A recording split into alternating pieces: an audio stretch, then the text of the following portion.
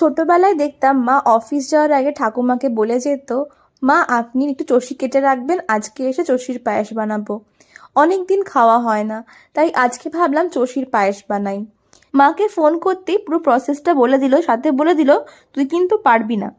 কিন্তু আমি তো কথা শুনবো না, আমি তো বানাবোই।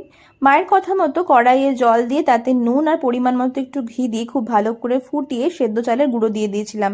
ভালো করে মিশিয়ে নিয়ে একটা থালায় ঢেলে খুব ভালো করে মেখে নিয়েছিলাম। তারপরে আঙুলের ডগাতে একদম অল্প অল্প পোর্শন নিয়ে হাতের তালুতে ঘষতেই এরকম চষি তৈরি হয়ে গেল, লম্বা লম্বা চালের মতো। তার চষিটা 1-2 ঘন্টা আমি ছড়িয়ে রেখেছিলাম থালার উপরে। তারপর একটা কড়াইতে দুধ খুব ভালো করে ফুটিয়ে ঘন করে নিয়ে তাতে চষিগুলো দিয়ে পাটালি খেজুরের গুড় দিয়ে দিয়েছিলাম।